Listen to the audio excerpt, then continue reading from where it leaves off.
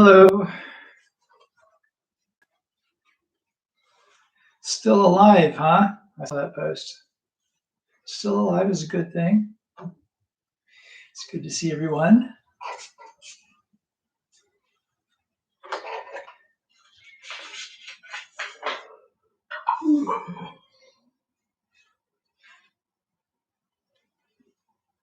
Ready?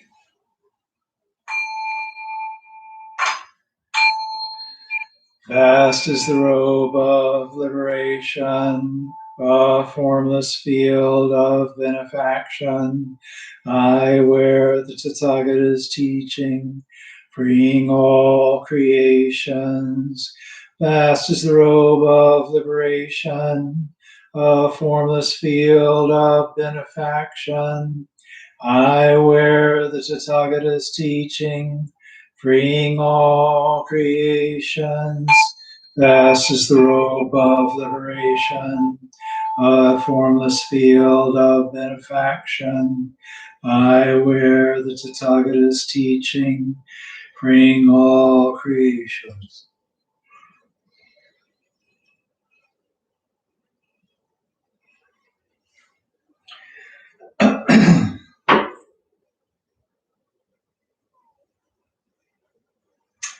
Kata of Atonement.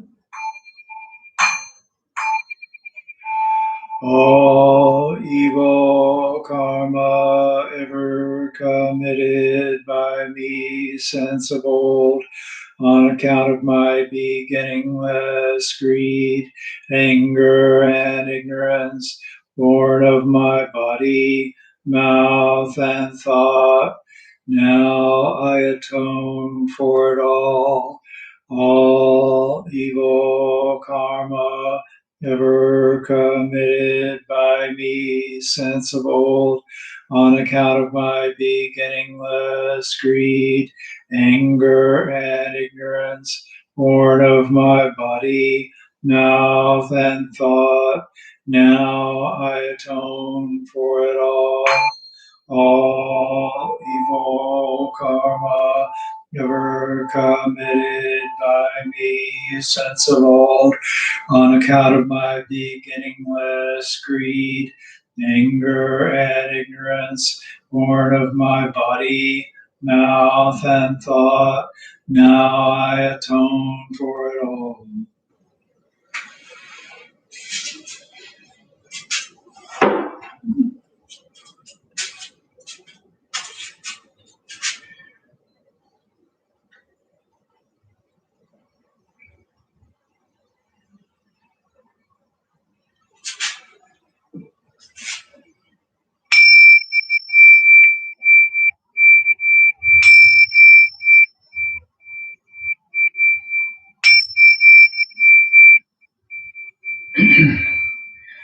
The fragrance of this incense invites the awakened mind to be present with us now.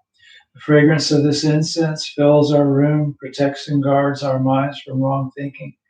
The fragrance of this incense unites us. With precepts, concentration, and insight, we offer it for all beings.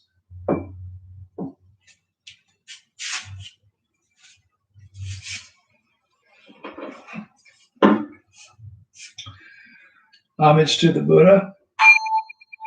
Namo tassa bhagavato arahato samma sambuddhassa. Namo tassa bhagavato arahato samma sambuddhassa. Namo tassa bhagavato arahato samma sambuddhassa. I go to the Buddha for guidance. I shall become one with the Buddha. I resolve that I shall each day follow the way of life he laid down for us to walk and awaken to his supreme wisdom. I go to the Dharma for guidance. I shall become one with the Dharma. The gates of Dharma are manifold. I vow to enter them all. The goal of wisdom is ever beyond. I shall attain it. I go to the Sangha for guidance. I shall become one with the Sangha. In the spirit of the universal fellowship and as a member of the Sangha, I pledge myself to strive for the enlightenment of all beings. The Metta Sutta. This is what should be done by one who is skilled in goodness and who knows the path of peace. Let them be able and upright, straightforward and gentle in speech, humble and not conceited, contented and easily satisfied, unburdened with duties and frugal in their ways, peaceful and calm and wise and skillful, not proud and demanding in nature. Let them not do the slightest thing that the wise would later reprove. Wishing in gladness and in safety, may all beings be at ease. Whatever living beings there may be, whether they are weak or strong, omitting none, the great or the mighty, medium, short or small, the seen and the unseen, those living near and far away, those born and to be born, may all beings be at ease. Let none deceive another or despise any being in any state. Let none through anger or ill will wish harm upon another. Even as a mother protects with her life her child, her only child, so with a boundless heart should one cherish all living beings, radiating kindness over the entire world, spreading upward to the skies and downward to the depths, outward and unbounded, freed from hatred and ill will, whether standing or walking, sitting or lying down, free from drowsiness, one should sustain this recollection. This is said to be the sublime abiding. By not holding to fixed views, the pure hearted one, having clarity of vision, being freed from all sense desires, is not born again into the world of suffering. May I be happy and well. May no harm come to me. May I learn compassion. May all my friends, family, and those I love be happy and well. May no harm come to them. May they learn compassion. May all those troubled in body, mind, and spirit be happy and well. May no harm come to them. May they learn compassion. May all those who have hurt me in body, mind, and spirit be happy and well. May no harm come to them. May they learn compassion. May all those I have hurt in body, mind, and spirit be happy and well. May no harm come to them. May they learn compassion. May all my enemies be happy and well. May no harm come to them. May they learn compassion. May all living beings be happy and well. May no harm come to them. May they learn compassion.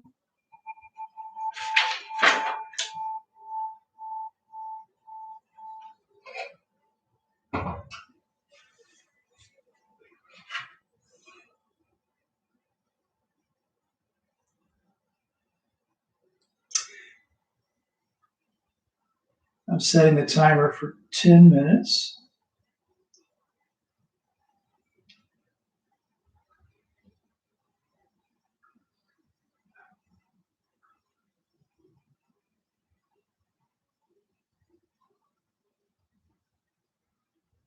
So if you prefer to sit in silence, you can turn your sound off for that period of time.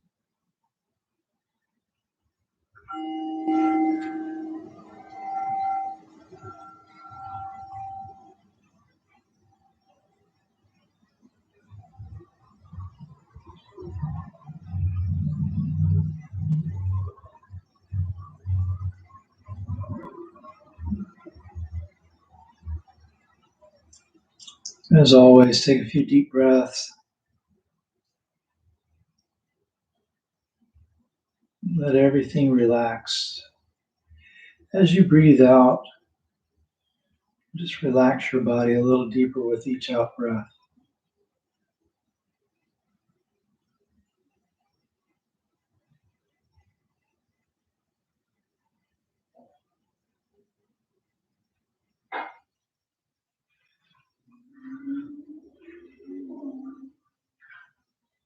Let your shoulders settle a little bit deeper. Your neck extend a little bit more gradually. You want to feel as if your head is very light, balanced between your shoulders. Your shoulders settling downward, almost as if your elbows were resting on the floor.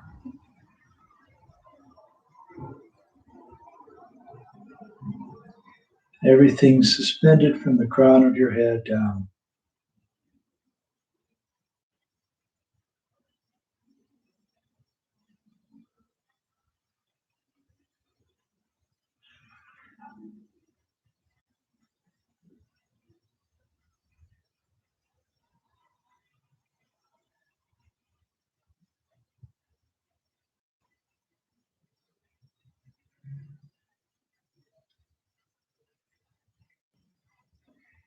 Note the breath at the tip of your nose.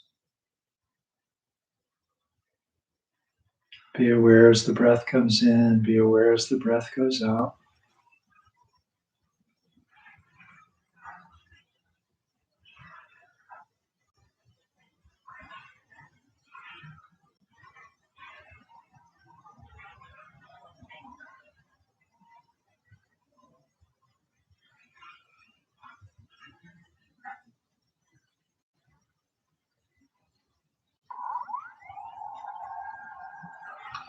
And then drop your attention back to the back of your throat where your sinuses open up at your palate.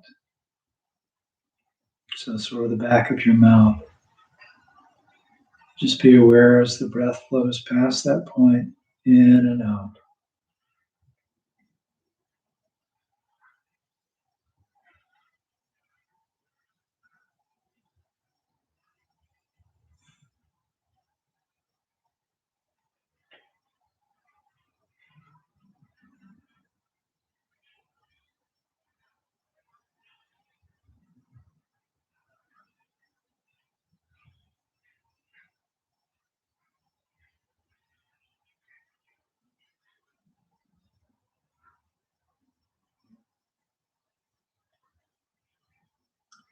And then down to the base of your throat.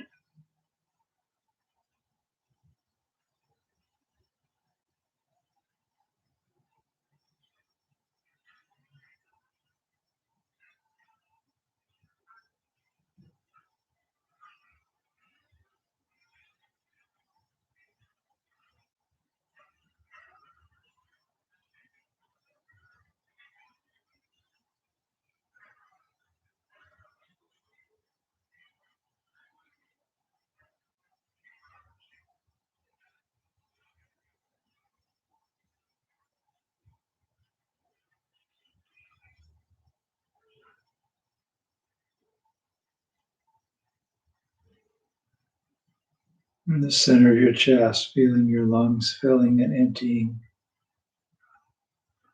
with each breath.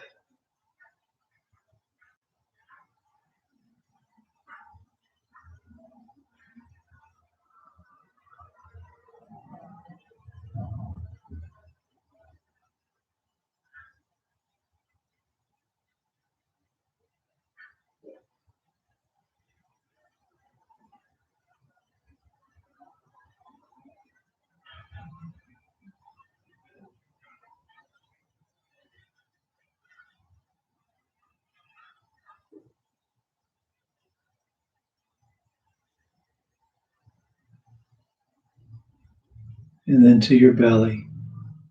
And find the spot that's an inch or two below your navel. It's where it corresponds to the pit of your stomach, your hara.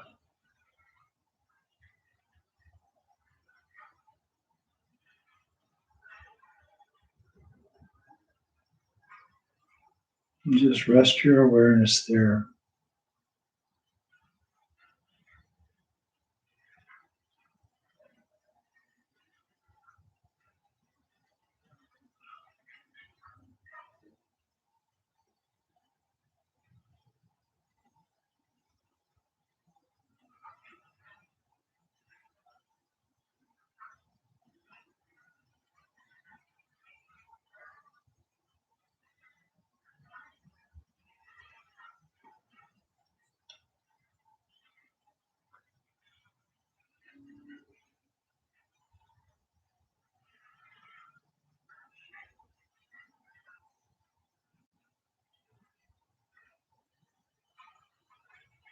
And just try to stay anchored on the sensation of breathing at the pit of your stomach.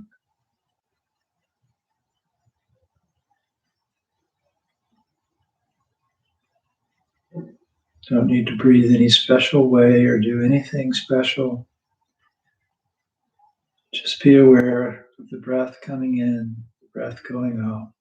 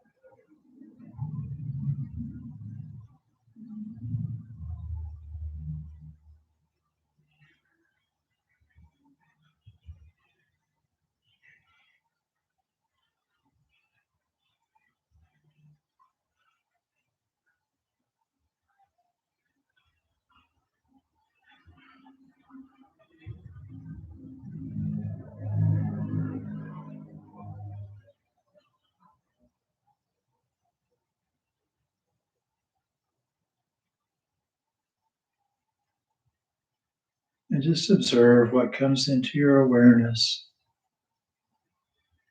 Anything that comes to your attention that's not your breath, let it go or let it be. Sensations, sounds, mental phenomena.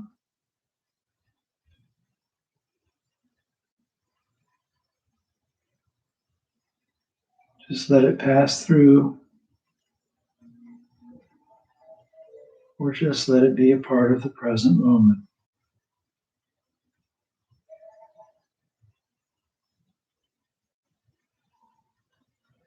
No hooking on to anything, no pushing anything away.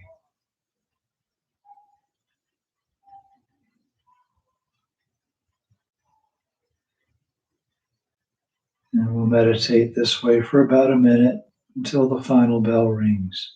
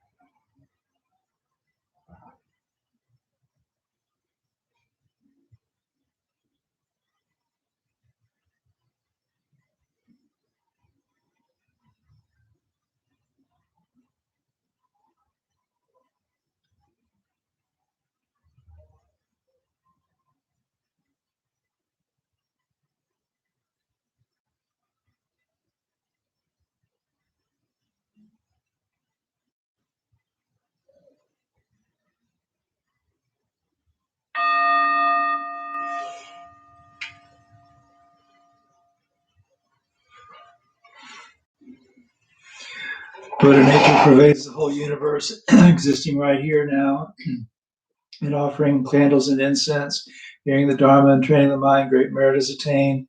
We dedicate this merit to the great Master Shakyamuni Buddha, the all-pervading and everlasting three treasures, the 16 guardians and all protectors of the Dharma and their relations throughout space and time, to all ancestors of this Sangha and all beings in the Dharma world. May penetrating light dispel the darkness of ignorance. Let all karma be resolved in the mind flower bloom in eternal spring. May the Dharma body maintain strength and health, and years of life be lengthened for all teachers of this Sangha. May their vows be fully realized, and may they live in perfect peace with Buddha Dharma. We pray for those suffering from violence and those who grieve for them, for those living in oppression, for all who are imprisoned who should be free, for all refugees from violence, hunger, and catastrophe, man-made or natural. We pray for the health and well-being of those suffering from diseases of body, mind, or spirit, and all those working toward the healing of those afflictions. May they be serene through all their troubles, and may we realize the enlightened way together. Sabe sata sadahantu avera sukajivino katang punya phalang mayang sabe bhagi bhavantu te. May all beings always live happily, free from animosity. May all share in the blessings that spring from the good we have done.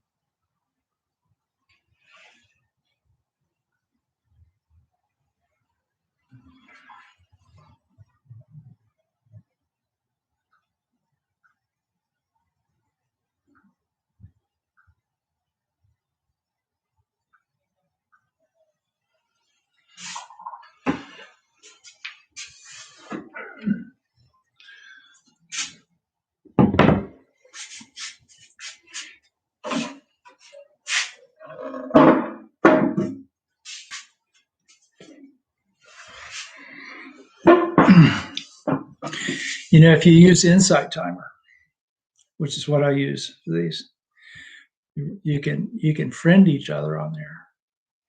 And hi, Peter. And then you can see each other meditating together if you use the timer when we meditate. Anyway, I guess just another way to feel connected to folks. So I hope everyone is doing well. So, you know, I was going to give this talk last week, and I decided I didn't feel like it. It really seemed I don't know, seemed a little redundant.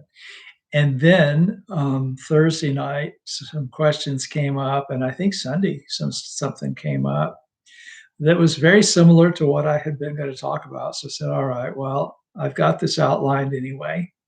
So I'm going to go ahead and give this talk.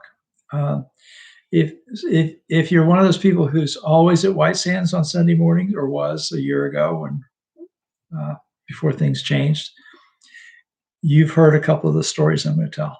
I'm sorry, you're just going to have to listen to them again, or I guess you could get up and. I mean, I wouldn't know if you got up and went to get a drink of water or something. Anyway, so I'm going to talk about the F word. No, not that F word, a different F word. We're talking about faith, right? We don't often think of faith in terms of Buddhism. In fact, it's interesting that I belong to a group, one of those Facebook groups that's Buddhist clergy, and it's identified as Buddhist clergy. So clergy is someone who's engaged in the practice of religious rites and rituals as a professional, as a leader. And in this Association for Buddhist Clergy, people were talking about whether or not Buddhism was a religion. And I didn't do it, but I seriously considered posting, if it wasn't a religion, you're not here. You don't exist, right? Because you can't be a clergy anyway. I'll give a Dharma talk about that whole is Buddhism a religion or not thing one of these days. Because it is kind of an interesting topic, and it's one I've been arguing with people about for a long time. But American Buddhists tend to be humanistic, which is where this comes from. And a lot of us, including myself, got where we are after at some point rejecting or feeling alienated by some other religion. And so a lot of people have had kind of bad experiences with religion in the past, or they just maybe have no experience with religion, but they see how dogmatic beliefs and dogmatic belief systems can lead to harm. And so they end up rejecting the idea of religion altogether. Oh, insight timer. Here.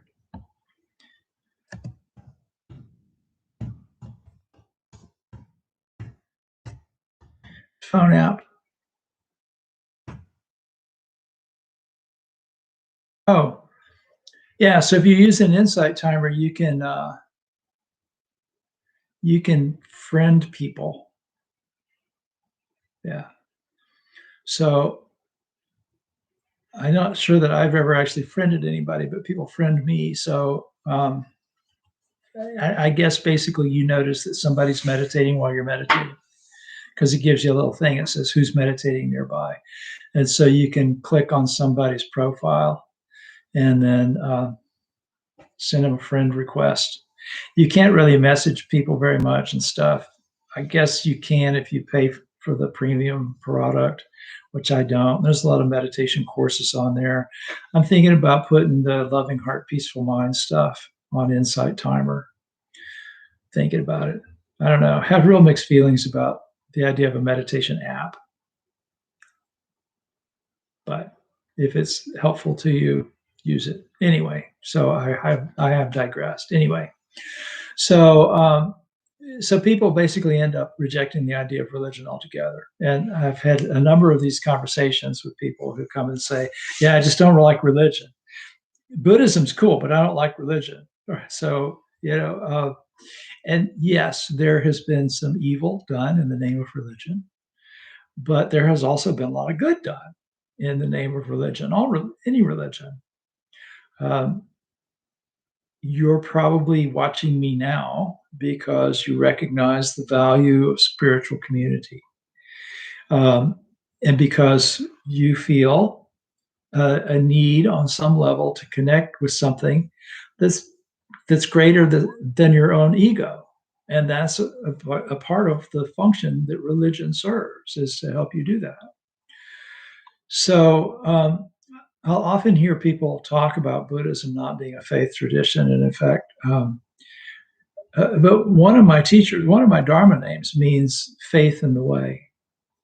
So, and I'm perfectly okay with the idea of being a person of faith. But faith is different in Buddhism than what you normally think of when you think of faith. So it's kind of helpful to look at that concept of what is faith now and then. So Buddhist practice tends to discourage clinging. The Buddha even said that among the forms of clinging that we should avoid is we shouldn't cling to religion. It basically said we shouldn't cling to precepts and practices, religious rituals, and so on. But he also said that we shouldn't cling to food. But that doesn't mean we shouldn't eat, right? It just means that we should use food skillfully. And it's the same with religion. We should use it skillfully. If we're going to follow a spiritual path, then we needed to confront and deal with any aversion that we have to the idea of religion altogether, because it gets in the way. At the same time, we need to be careful of our own clinging to religion, because clinging leads to dogma. I mean, that's where things can get don't always get, but can get kind of bad. Dogma can lead to these evils that we see in religion. If you believe strongly enough in something, even if it's all wrong, you're going to use that to rationalize some evil actions of your own or other people's. But so aversion is clinging. And because it's clinging, it's unskillful. So I'm going to tell you a story. This is one that if you've gone to White Sands a lot, you might have heard me tell a year or two ago. So when I was a kid, we had recess every day at school. And sometimes we'd spend recess playing some sport or another. And so one day when I was in the 4th grade, my class played softball against another class. And so typically, we'd get out there, we'd play. When the bell rang, the game was over, and whoever had the most points when the bell rang won. So near the end of recess on this one particular day, the other team was up at bat. So I was out in center field, or maybe left field. I don't know. I was out in the field somewhere. And there were a couple of kids from the other team on base. And so a hit was going to mean a few points, and it was going to mean the game. So this kid comes up to the plate, and pitcher throws the softball, and the kid hits it good and solid. It was this beautiful, beautiful fly ball coming right to me. I mean, I can still to this day, when I tell this story, I could close my eyes. I could see that softball as big as the sun floating right straight at me. And I dropped it. It was almost impossible to not catch that ball, but I managed to not catch that ball. And then I had to run after it. Of course, now I'm panicked and freaking out. So by the time I caught up to it, the other team had scored some runs. And when I tried to throw it back to home plate, and I threw wild, and it was just a disaster. So the bell rang. Recess was over. The other class won. We had to go back inside. And so what we would do is we'd line up. So, my class in one line, the other class in another line, kind of standing at the door, and the teacher's checking to make sure everybody's still there. And so the other teacher, the teacher for the other class, was walking down between the two lines, her class and my class. And she looks over at me and she goes, "Well, I guess you lost the game for your team, didn't you?" Well, I was crushed, absolutely crushed. It was horrible. I still feel bad when I tell this story. I never played softball again. Not once, not a single time that I played softball since then. And for a long time, I really hated sports. I thought sports was for dumb jocks, and I didn't much care for people who played sports or watched sports or had anything to do with sports. I got over that. I'm not a sports fan, but I have been at times in my life. I've followed certain sports, and I've done things like triathlons, and I do Tai Chi competitively and that sort of stuff. So I got over it. Although I didn't get over my aversion to softball. Maybe one of these days I will, but you'll just have to give me a good reason to get over it. It just doesn't seem like it's cost me very much to not play softball. Anyway, but it's not softball's fault. There's nothing inherently bad about softball, right? The fact that I had this traumatic experience centered around softball, is why I feel that way about it. But it's not because of softball. Softball didn't really do anything, right? So, and the same thing with religion. You're going, Sensei Morris, why are you telling this stupid story about softball? Well, it's not religion's fault if people have an aversion to religion, right? The aversion is all on our side. And so you can use religion skillfully and in a way that actually is helpful to you. So for a lot of people, religion doesn't mean relying on divine authority or adhering to some strict dogma. And it doesn't have to be that way. But religious practice does do certain things. And one of its roles is to bring people together, just like we're together right now. And then communicating shared values. So it's a little different than going and listening to a lecture. And I know you're listening to me talk right now, but there's more than that goes on here, because we chant together. And that's an expression of us developing our intentions based on our shared values. And you're listening in order to improve your lives together, as a community and things like that. And so when you start investigating Buddhism, you start to learn about values like compassion and equanimity, and wisdom, and things like that. So in the context of religious service, we do these things to reinforce those values. Rituals focus our attention and create an intention for the time that we're together as a community. So offering incense together and things like that, those are those things that really firm up our intentions as a society, but also as individuals. Because when we do things together with others and we realize the benefit of it together, it influences us more as individuals. So people will come to me and they'll say, I like the Buddhist philosophy, but I'm not interested in the religion. Well, I like the philosophy too, but that's really not Buddhism. The religion is where you go from listening to lectures or reading books to making the philosophy, the teachings, integral to your life. So if you think about trying to give up an addiction or something, you can be hooked on smoking or something and know intellectually that the addiction is harmful to you. And so somebody like that might, go through life knowing, well, always read those things on the pack of cigarettes. It says this can kill me. So I know this can kill me. And then you keep smoking. And maybe even intending to quit someday. And maybe even learn about methods of quitting and stuff like that. But the quitting doesn't happen until a commitment happens, till you make a commitment to live in a certain way and change the way you're living. And so you embody that knowledge in your actions. And it's the same with your spiritual life. When we perform a religious service, we can go through the motions. Probably. You know what though, Kathleen? They probably don't remember it. Probably not a single kid on the other team, or even the kids on my team, who were all very disappointed in me at that point,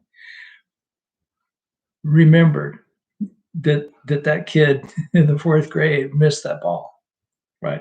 It's only significant to me, which is another reason, like, it's not softball's fault.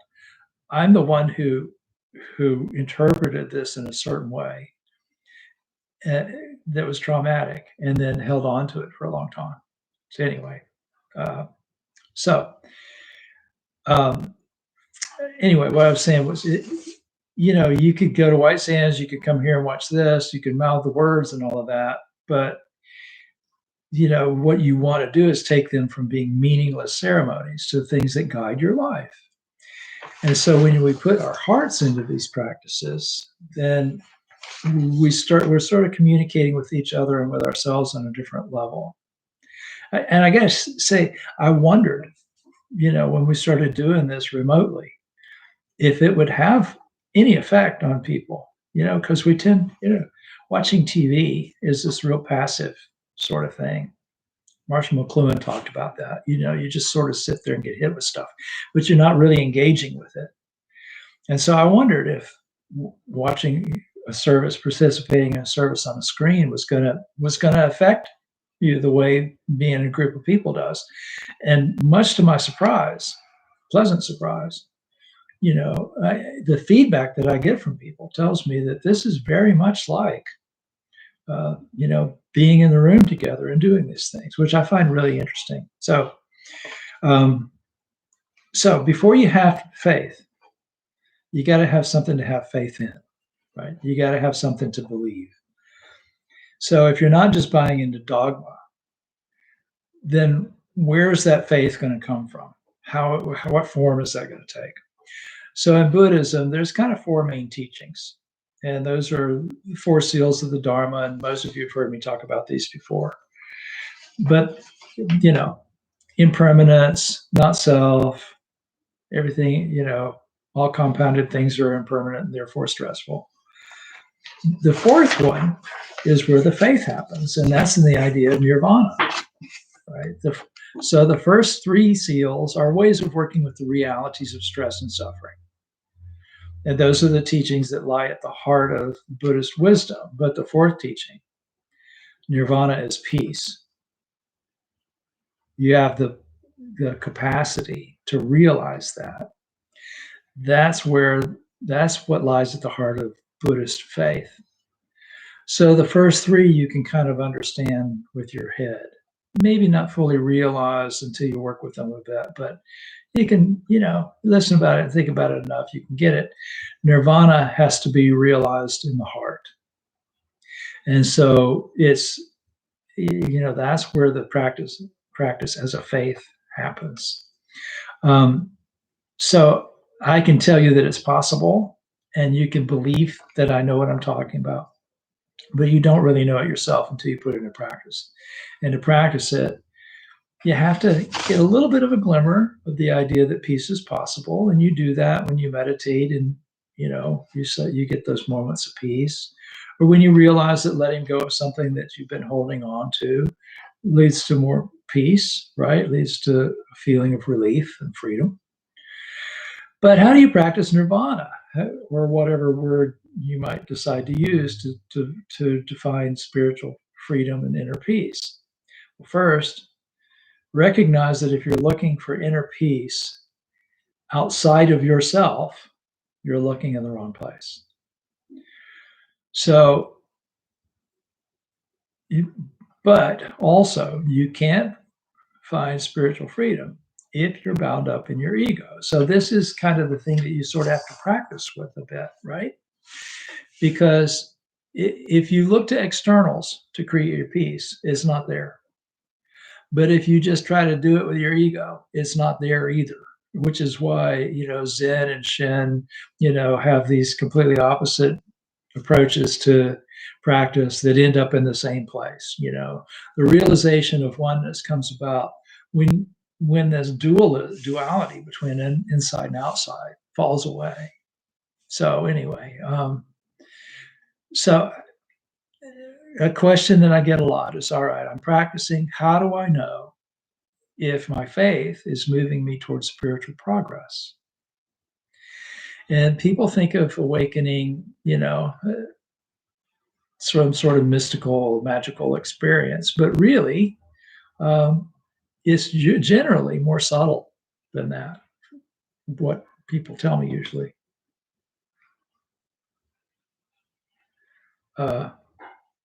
Yeah, I don't think you can PM me on here, Peter, but you can always email me later. So and sometimes awakenings can be kind of sudden, or you'll at least have a sudden realization that you have awakened to something. Somebody asked me about rebirth the other night, like, do I need to believe in that or something like that? And I told them about how I struggled with that myself for a long time. And then one morning I was walking the dog and I'd meditated, and then we went out for a walk. And I suddenly realized that I was very comfortable with the idea of rebirth, that I'd sort of gotten it, and not in a way that I could explain it, but that I sort of got it, that at least to the extent that I needed it from a spiritual standpoint, from a spiritual practice standpoint. And that's the thing with a lot of these things. You don't need to understand them intellectually. You need to understand them sort of in a practice way. So when you look at like the Lotus Sutra, or what's the one that I just talked about at White Sands? The Medicine Buddha thing. If you try to understand those as history lessons or science lessons or whatever, it's just not going to get you anywhere. But if you practice with it as a matter of faith, then all of a sudden you'll kind of get it, right? So I remember, back when I was going to community college, a long time ago,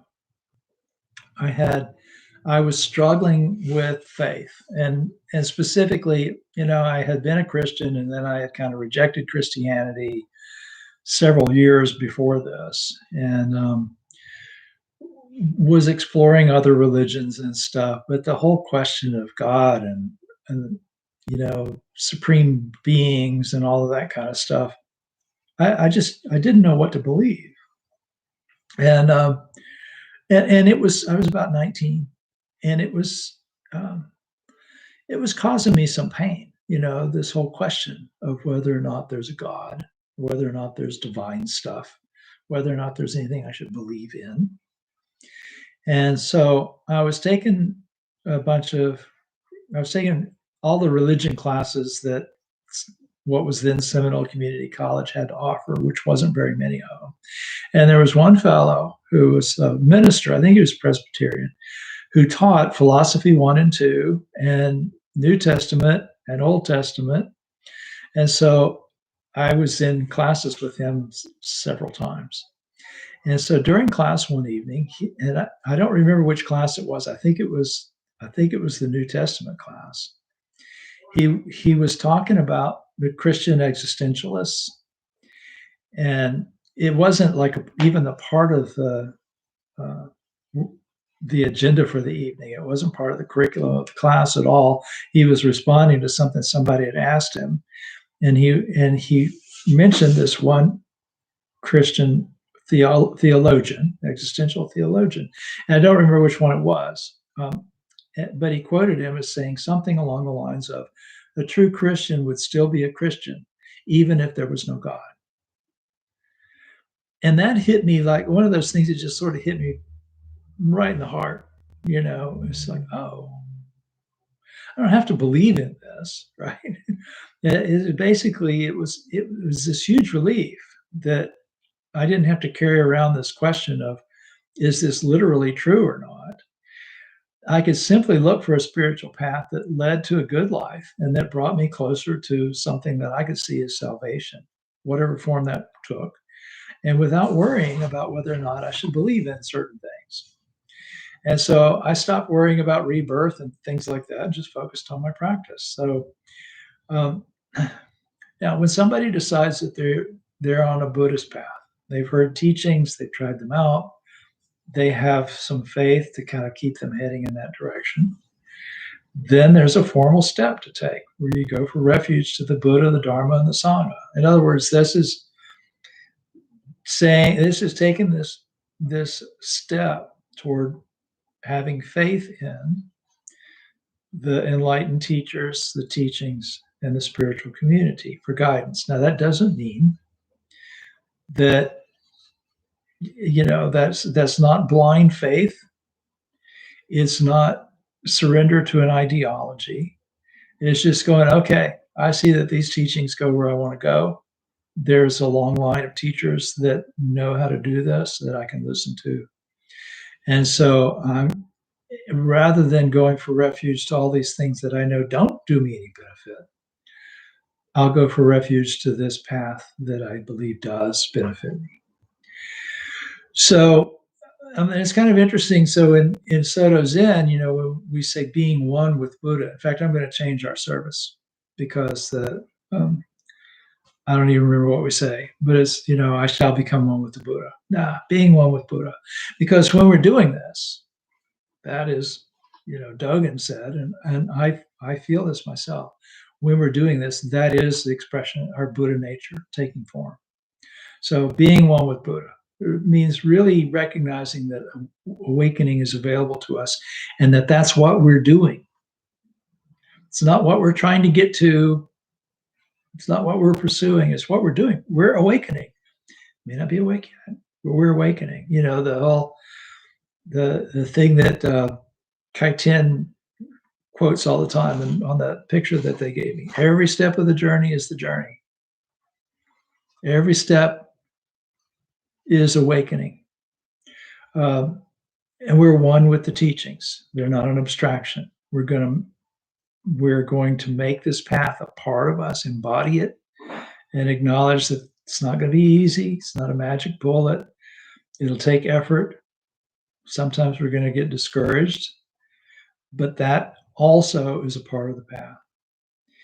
And so at times, you'll start to feel like there is no attainment. You're already there, right? It's kind of like when you're meditating, hoping to find inner peace, and you suddenly discover that inner peace was already there. You just had to stop doing all the crap that kept you from experiencing it, right? And one with the spiritual community. We're not just going to go hear an interesting talk and hang out for a while, but we're connecting to our true purpose when we come together this way. So your true purpose is to realize that you're part of a community, and by being a part of the community, you're part of its spiritual progress. Somebody asked me Sunday, we were talking about the medicine Buddha. We're talking about the idea that all beings are, that we're practicing for the benefit of all beings. We want all beings to be enlightened. And she asked me, does this mean that we're all moving closer to enlightenment? And I said, yeah, because I think we are. And I think you can look at society, and I tell you, I get very frustrated. I get really disgusted. But the fact that I even know enough to be disgusted by some of the things I see is a sign of progress, right? And the fact that we can even ask a question like that is a sign of progress. So I think that we as beings are moving toward enlightenment. Now, not everybody's going to be enlightened in the foreseeable future, maybe many, many, many lifetimes, but that's okay. When we take the 4 vows, sentient beings are numberless, I vow to liberate them. So it's impossible, but I'm going to do it. So when you do this practice, you're inventing yourself, right? Inventing yourself as a Buddha. And when practicing with a community, you're inventing the community, but if you get a little bit better, the community gets a little bit better. So, so anyway, that's pretty much what I wanted to talk about. That's enough for one night. So thank you all for listening to me, for your attention. If you dropping the Buddhist ball, yeah. Well, the thing is, I didn't cling to that ball. The truth is, I mean, in the grand scheme of things, that incident is mostly important to me as a good opportunity to tell a story. It's not, it didn't really harm me, but yeah, you don't want to reject things that could actually be good for you. So anyway. So again, thank you all for being here. I look forward to seeing you Thursday, and I'll be here on YouTube Sunday. I'm not at White Sands on Sunday. I'll be giving a Dharma talk. Might pre-record it. I'm doing the Zen Priest Makers uh, intimate plunge into race in America, which starts at noon. So I'll probably just do it live, but I might decide to do it in advance so I don't have to do this before that. Anyway, so I will see you soon, one way or the other. Have a good night.